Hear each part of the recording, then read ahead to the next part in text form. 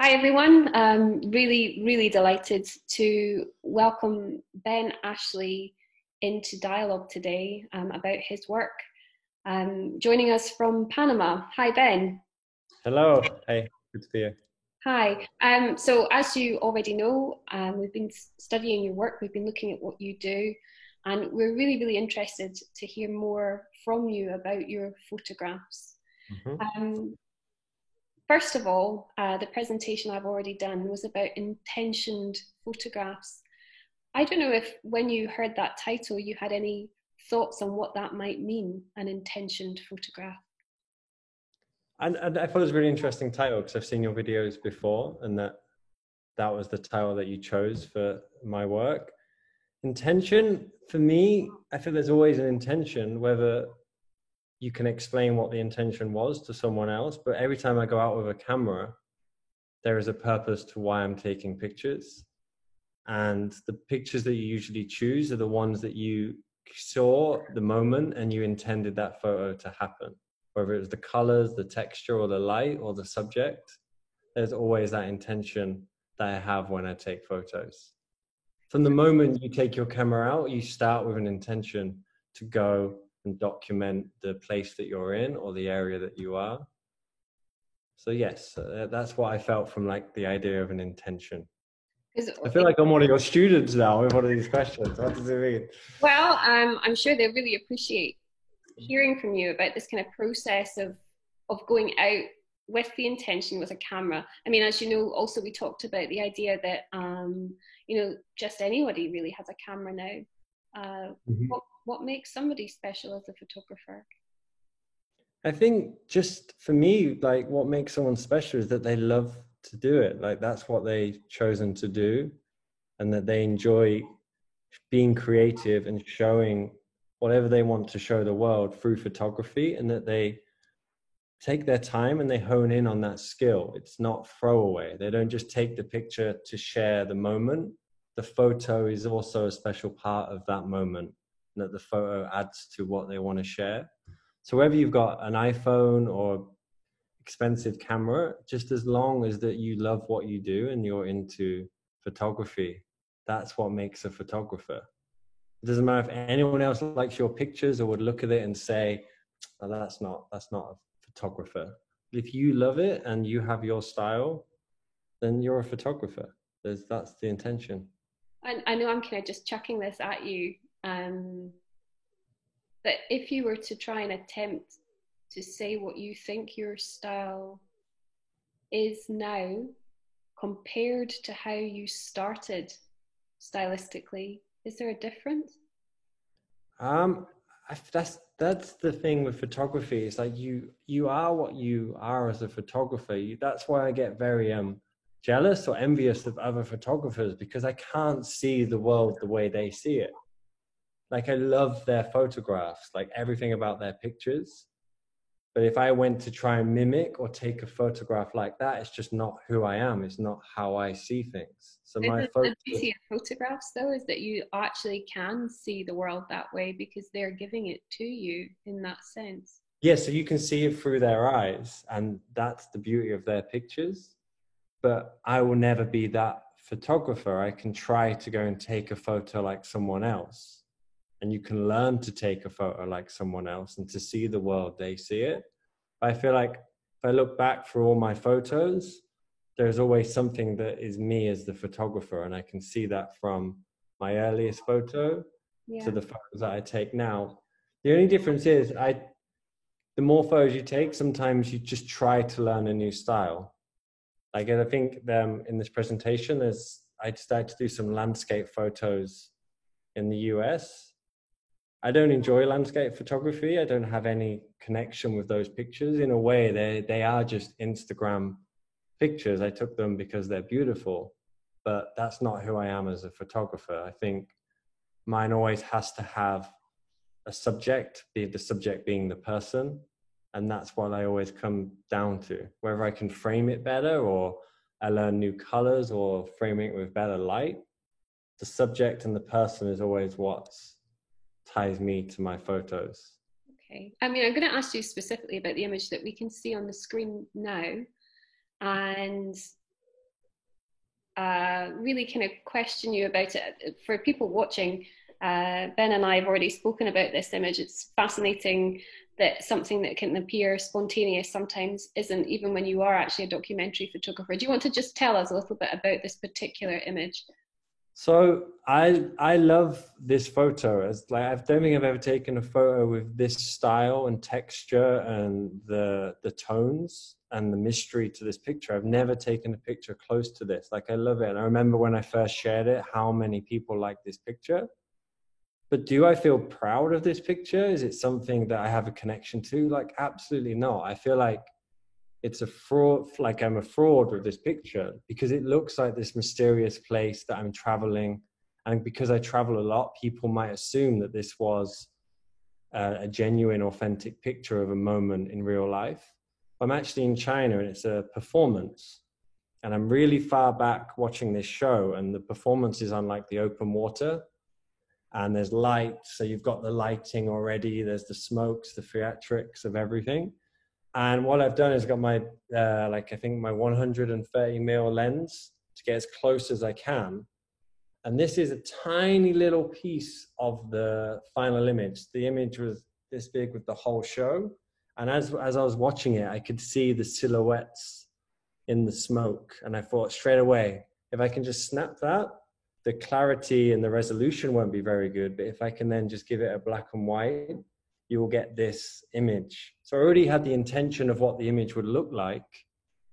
And yes, it presents this beautiful like tonal range and who are these people and the shadows and the mist. But it was taken at a performance. I'm not sure that disqualifies it though. You know, to me, as you know, I love this photograph like so many other people.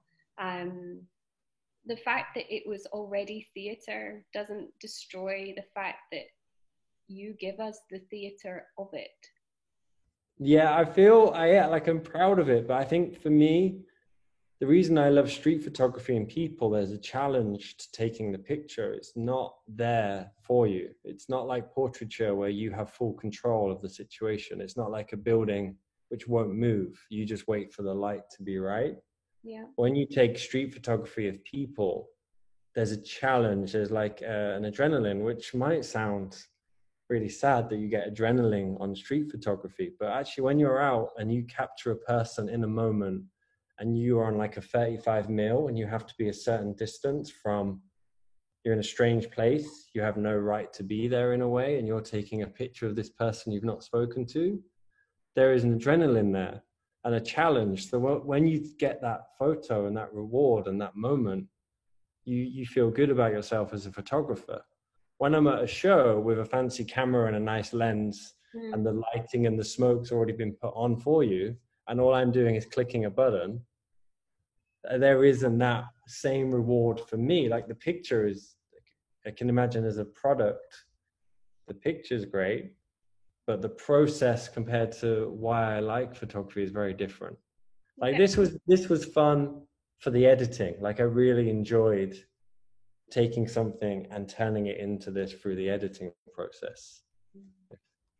That kind of editing though, you know, I mean, those students of mine who've looked with me at your work already will know that the majority of your work is in really saturated, rich color. I mean, do you do a lot of editing, post-production with your work? I use Adobe Lightroom, and I shoot in Canon like RAW, so it'll come very like flat profile. Yeah. And yeah, I really enjoy the editing side. I love taking a picture and changing the tones of the colors, the shadows and the highlights. And I feel that's the thing I keep growing in and learning about now. That's the thing I keep challenging myself, is learning about how can I take this image to a different level. Especially now, it's very competitive for your pictures to be seen. I think if I was into photojournalism, what I do is sometimes I will bend the truth too far with what the original color is to the color that you see in my picture.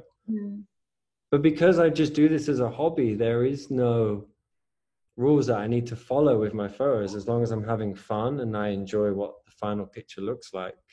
Can I ask, I mean, on your travels, is part of the drive to travel photographing? It's both. Like every time I go away, it's always with my mates, my friends, and we will just choose somewhere to go and have like a really nice holiday and see the place. But at the same time, I guess I choose a destination based on somewhere that I've always wanted to photograph. Hmm. It will offer me these textures and colors, and the best thing about traveling, the first few days I try and take as many pictures as I can because everything is new. Hmm. You're not used to anything, so everything stands out as a moment or a new part of that culture. Because I lived in China for 6 years, so I wish I could go back to that first year and take more photos, because when you've lived in a place for so long, what felt alien at the beginning and special starts to become your normal reality, and you don't see it for what it was when you first got to that place. Hmm. I mean, the image that's on the screen now, if we were just to kind of deconstruct it a bit, you know, did you have a hand in asking these people to uh, behave in a particular way for you? Did you impact the image, so to speak, before you shot it? I think that's my conflict. I rarely, I've only just started talking to the subjects. I will never let the subject know that I'm taking their photo until after the picture. Because if I let these gentlemen know that I'm taking their picture, they will change. Something, that self-awareness that you're going to having your photo taken will always ruin a picture. Mm. So for this photo, the subject, what they think I'm taking a picture of is the car. Like my body language and everything about me is looking at this car, and I'm making sure that they know I'm not taking their photograph. So that Why are you making sure that they think you're not taking their photograph? Just because you worry they'll change? and also like terrified. Like you don't people like, why is there's this random guy just in front of us? Like you've always got a picture. There's me with this camera in front of this situation. It's, you're always out of place. Like you try your best to think that you can fit into where you are, but you soon have to realize you're a foreigner who looks very out of place in this situation. And the thing with street photography, some days you are confident that what you're doing is for your art and you're creative, and then sometimes you just feel a bit of a weirdo. Like, why am I in the street taking pictures of random people that I've never met before? And then when you're in that headspace, usually you just go home and you don't have a very like productive day. And that's the conflict. Sometimes you believe in what you're doing, and then some days you're like, why am I taking pictures of strangers in the street? Mm. And if they, and then you start thinking maybe that's what they perceive you to be doing. So when I'm taking pictures of people, um, I usually don't want them to know, because I feel that if they knew I was taking their picture, they wouldn't let me, Mm. which is wrong. Because then afterwards, as I finish taking the photo, I will then make eye contact, or like say, like give a head nod pointing at the camera to make them aware that I have taken a photo. And then if they wanted to challenge, say, why did you take a picture? I would just delete it straight away. Yeah. But if So they just smile and wave, then it's kind of like an there is a agreement. morality, isn't there, to Yeah, photographing people? I especially think this photography. photograph is in Havana. It's Havana, Cuba, yeah. Yeah. So do you think, I mean, I'm going to ask you maybe a similar question later as well, but do you think, you know, were you loaded in terms of a preconceived idea of the place that then informed what you chose to photograph? I think maybe with Havana for sure, because we've all seen the classic cars and have this idea of what Havana should look like and the pictures you take. And I'm trying to move away from that now as like a new challenge, is to try and take pictures of a place that people don't know. So if the pictures I took of Cuba at the beginning, yeah, there's classic cars there, there's colorful, and my pictures just lended to that narrative. It'd be nice now to go to a place and try and find a different narrative and a different perspective to show. I mean, in my earlier presentation about your work, I talk about my feelings before I had the opportunity to speak to you, this idea of like a generosity of spirit, really, where you're taking me to these places and you're showing me. And that's a very sort of special thing. And that's a special thing that is very strong with you as a photographer, but also more broadly with street photographers or commentary or documentary photographers, people who are capturing moments and places and culture. But I'm very curious about how your ideas about culture create the intention of what you do. So what I usually do is I'll go for a walk and I just get lost, and I will just sit and get a coffee or a cup of tea and just relax. And you try to observe the area as much as you can and get a feel for what moments might happen or what this place is. Yeah. And then when you get that feeling of what you want to show in your photos, then I start taking photographs rather than I just walk, oh, blue car, that looks interesting, I'm going to take the picture. I was sat across the road having a Cuban sandwich for like a long time. Okay. in this area, and then I looked around and then I sort of found what subjects I wanted to show. So again, back to that intention, there is intention to the photo. Okay, this was a big photo for me in like my journey as a photographer. So usually if you look at my work in the beginning, most of my subjects are of an older generation. It doesn't necessarily mean that that's the photos I see. That's my comfort level with street photography. I feel these people, based on my own preconceived ideas, the older generation will be nicer. There wouldn't be any conflict if I take their picture. You feel safe.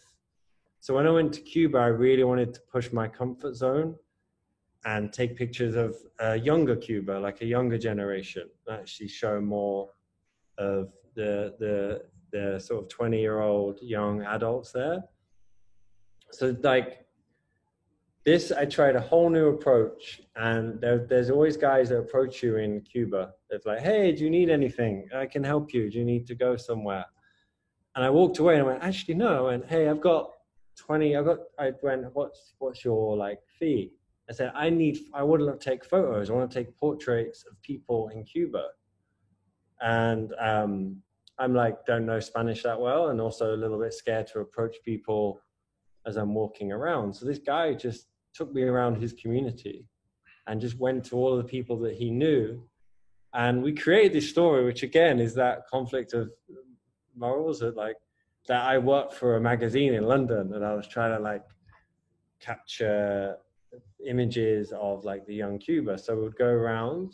But is that because you were worried that they wouldn't respond to you if you said, actually, I'm doing a picture for me because I like taking photos? Yeah, maybe that's why.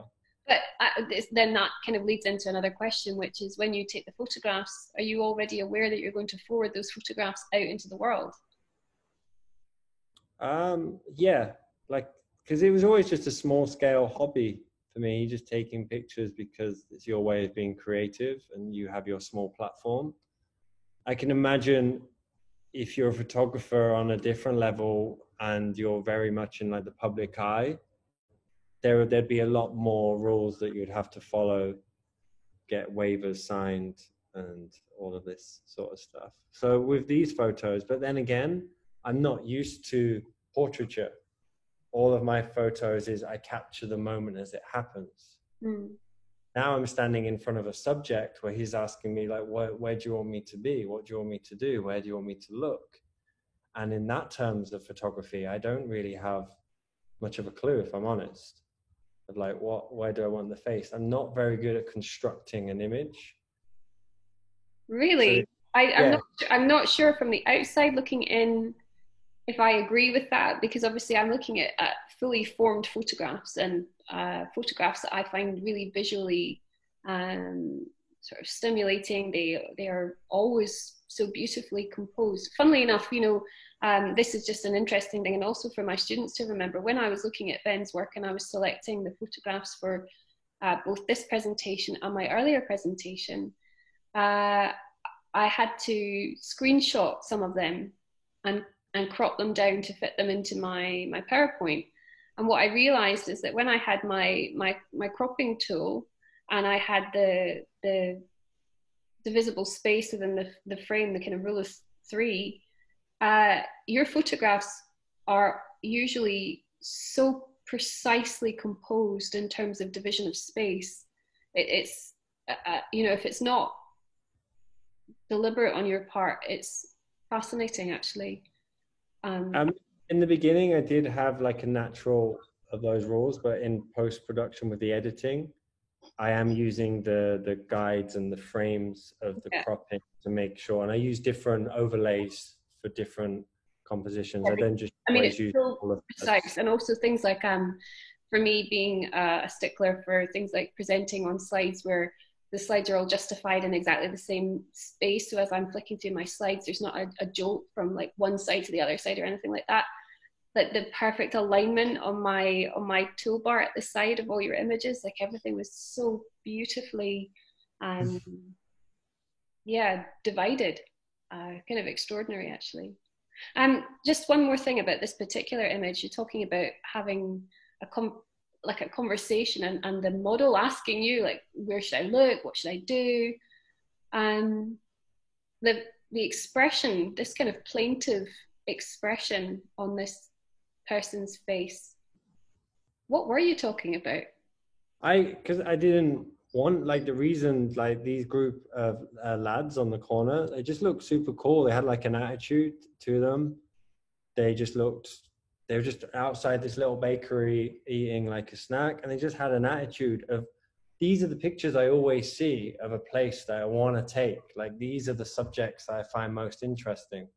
But did you kind of interview him as such? Did you find out anything about him? Yeah, we like the guy that was helping me, we like got to know each other for a bit, asked them like what they're doing Havana, and we just had like a quick chat, and then he stood, and all I said was like, can you just tell him to like just be how he feels right now, or just look at the camera, like, because I didn't need to do anything with this guy. He's just had that attitude on his face. He looks interesting.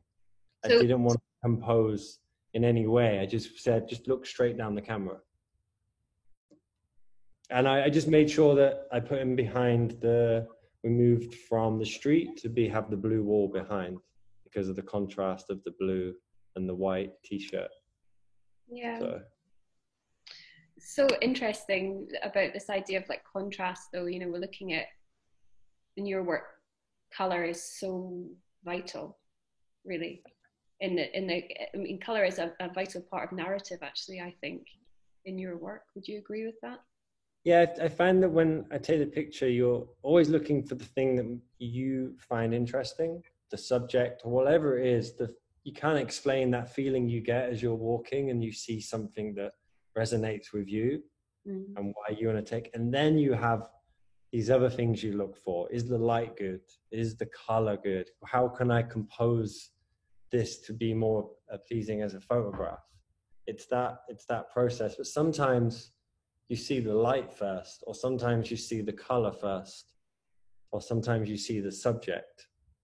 A lot of the times I will find the composition, like the colors and the background, and I'll wait, and you just wait for an interesting subject to come by to fill that frame to make it more interesting. It was actually the composition on that you're interested in. Presentation, this idea that in your photograph of the young woman in the yellow skirt with the pigeons, that you were already in place. Like, you didn't make that happen, but you probably had a sense that something was going to happen, therefore you waited. Yeah, I found exactly what you said was how it was. The scene is amazing. You're there, these pigeons are coming, as I say in the description, and the textures and the color and the moment. You just had to wait because the pigeons would go back onto the power lines, and then so you're waiting, like hoping someone will throw the seeds, to the point I was considering just buying throwing them over the camera, trying to get the birds to come down. So yeah, you're just hanging and waiting around, but the whole time I'm making my body language feel like I'm taking pictures of the birds and not the people around. So you like avoid eye contact or anything with the subject, so they feel safe that you're just taking pictures of the birds. This idea of eye contact, you know, in this image, you know, I don't think the man on the train is actually looking out at you, but for a moment there is the feeling that This picture is just one of those moments that's just like, I'm so lucky that it yeah, happened. it is a fleeting moment. And actually, there's sometimes when we look at photographs, like in your previous photograph of the portrait, time is has a different kind of viscosity somehow, you know, because portraits freeze so much more than time. Whereas in this image, I have a powerful sense of time, probably because it's a vehicle, it's a moving stage, isn't it? And so to me, it seemed like even if the train had been stationary when you shot it, the fact is that it would be over in the blink of an eye. And so that man looking out, especially the man in the sort of the foreground with the purple shirt, how on earth did you get this shot? Firstly, just I feel very lucky. Like the fact that his shirt and his center and it matches the color of the train. And the original image is a little bit more zoomed out. And there's two gentlemen in the windows here. They're wearing the same shirt and doing the same pose. Both sides are perfectly symmetrical. Yeah. So me and my friend were in Mumbai in India, and we just got a taxi. Said, "Can you just drop us off somewhere?" And he took us to the station, and we walked around. And if you ever just want to take street photography in a place where you feel safe and you're overwhelmed, go to India. It's like colors, light, texture. Such an amazing place to take pictures. So we go to the train station. I have the intention of getting a picture of the trains being crowded with the people hanging out of the doors or in the windows. And I just waited for the trains to keep rolling in because they would always present this. And I think I waited for 5 or 6 trains each time. And then the last train that came in, like I snapped this picture, and then I look on it on the back. I was like, oh, okay. You get that feeling of like, you just can't wait to get back and edit this picture and look at it. Like, you're just so happy when you get a picture like this in this moment. Like, you wanted that moment. You wanted to take a photo of that moment, but then you also get like the Wes Anderson style symmetry to the image, which is really cool. Everything, even like the angle of the papers that he's holding against his shirt, you know, then you've got the light. Such a confident stand of just, he's so confident, this gentleman. And I love all the little stories of like the man on the phone next to him, like who's he talking to? Yeah. This guy's like leaning out to look at his phone. This guy, I think, is looking at me with the camera. It's like all these different people with the stories. Yeah. I always create my own stories for the people in my pictures. I do. I mean, when I look at your photographs, I'm having a full story experience. And I said about this kind of quality of time in this image. The other thing I have in this image, funnily enough, is, and this will be very different for individuals, but for me, I get a windless moment of noiselessness. Like silence is really profound in this image because it's so much about just one moment. So in terms of like a sensory appreciation of something, I can see it obviously, and I can hear it because I can't hear anything. I can smell it. I could, you know, I don't know. It's a really, really powerful photograph. This is one of my most favorite photographs of yours. Yeah, I really like when I got back and I was editing this picture. It was just one of them. Like I just felt so lucky to be in India. Like I just have that opportunity to take pictures and be there and then capture moments like this. Like I dreamed of going India to take photos, and this was like one of the first 2 days, and this was the images that I was coming back with, and I was like, okay, this is awesome. And then we're going to finish on this one, and I think this is a photograph of real dynamism, actually, on a small scale, but nonetheless very, very strong. I know that you like this image. This is something that you've... Yeah, I love this. It's taken with my first camera, so it's just a point and shoot. As you can see, and I wasn't shooting raw. I was just editing on my phone when I first started taking pictures. So I look at this now, like aesthetically, like the resolution and the sharpness and the product of the photo, I don't like as much as my newer photos because the quality of my photos is starting to improve. But this is still my favorite photo I've ever taken, just because of the story, the journey I went on to get to this place. And the what's actually happening is, so all my friends were really hungover, and I grabbed my camera and got on a scooter, and I was in Chiang Mai in Thailand. And I just kept riding out of Chiang Mai into the forest because someone said there's a village that you should go and see. I get to this village and there's no one there. So I keep walking around and I get to what's like a house, and I can hear music. And then behind this small alleyway, there's this whole community party like happening. And then I appear with a camera and everyone's just like, who's this guy? Why is this guy here? There was a couple of like drag queens there that straight away though, they like offered me drink. They said, come and sit down and have some food. But all the guys were just playing this game. So I really wanted to take the picture. Like the light was coming through the top, like the lighting and everything just looked beautiful, and all the characters on display. So the guy with his finger up like this has just said, you can take a picture, but you need to give me 50. So I was like, so everyone's like, wait, no. And then the guy with his hands up, like really was against the idea of having the photo taken. He's like, absolutely not. So then I take the picture. So I've got one shot, hoping that my settings are right. That I'm really nervous because of the guy that really didn't want his picture taken. So I take the photo, and I give the guy a little bit of money that Alfred said, if you give me some money, take a picture. And then the whole place just like cheered. And the guy with his hands up just so angry that the other guy got money for it. So yeah, it was a really cool moment.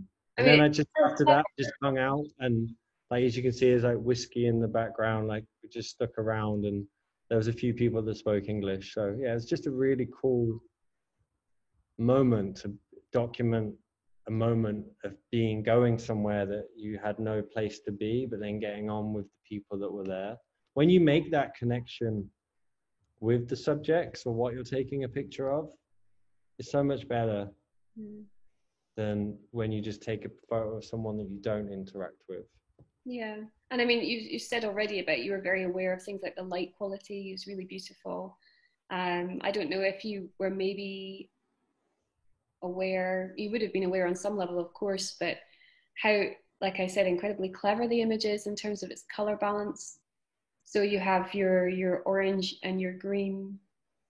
Yeah, that again, I feel with this one, it was such a passing shot of, I had settings set because I was taking pictures previously, but I was really nervous taking this picture. So I didn't have the confidence to check my exposure, check my shutter speed and aperture. So I just hoped for the best, and it came out like this. Because I'm talking, and again, this is really for students looking at this kind of photograph in terms of making selections of photographs, considering how color has its own kind of inner language within every color photograph. I'm looking in the sort of more to the background there, and we have yellow, red, and blue. So already the eye is kind of sated. The eye wants to see those combinations, even if they're very small in their amounts. There's a heavy emphasis on blue in this image. But the fact that we have those pops of red and the orange and purple as well, there's a beautiful kind of complement and harmony within the colors of this image. And I'm not sure really if you would have been completely aware of that when you made the photograph, but nonetheless, the light that you were aware of is kind of driven the quality of the color we see. So very, very beautiful photograph. Yeah, sometimes you everything's intentional with the color and the light, and you have the time to make that picture the way you want to look. And sometimes you just make your own luck. Like, you put yourself in a situation, you get to a place that's already interesting. All you've got to do is put your camera and take a picture of what is already interesting. And those pictures are they're the best because you didn't really have to do too much. Like the subject and the atmosphere and the landscape is already interesting enough.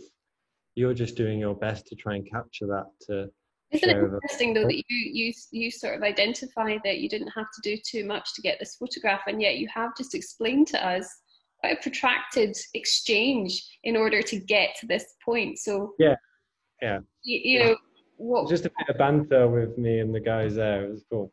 It was really good. Well, I think what would be really great if you can is to tell us, I guess, similar to telling us what makes a photographer. Like what are your top tips really for students of photography going out into the world making photographs? What does Ben Ashley say about what makes a photographer in the now in the world today?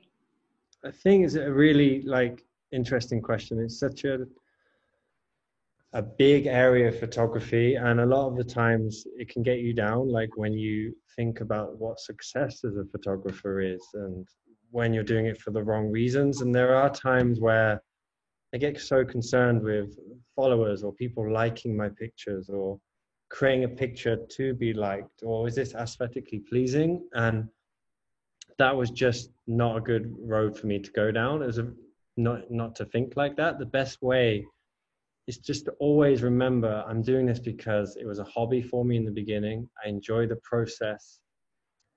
It's escapism, taking pictures from start to finish, like choosing your equipment, going out, it gets you out, it gets you to places. You find adventure through photography because it gives you a purpose as to why you're out and why you're in those places. So for me, it creates adventure. It allows me to meet other people.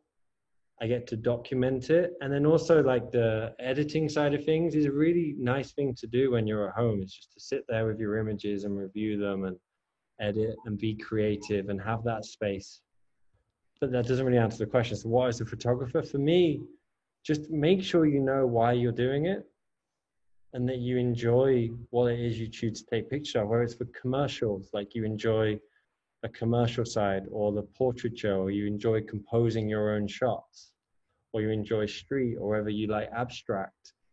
And just because you choose one thing doesn't mean you have to stick with that. Just keep changing, keep trying things, and just enjoy photography. For those that are getting into it for money, I feel really fortunate that I don't have to do photography for money, that I don't need to get a job as a wedding photographer or have to listen to a client's expectations of what I need to do. Like that would probably destroy photography for me the moment it became a profession. So for me, just being able to do it for something that I want to do is that's all photography is. It's just something I enjoy doing. Did that answer the question, or did I just babble too much? I think in amongst all that babbling is a lot of beauty. So I really appreciate what you said. Ben Ashley, thank you so much for giving us your time. Really, really appreciate it. And I think you realise that I think your work is amazing. I really appreciate it. It's great. So Ben Ashley, thank you very much. And we hope to see you again.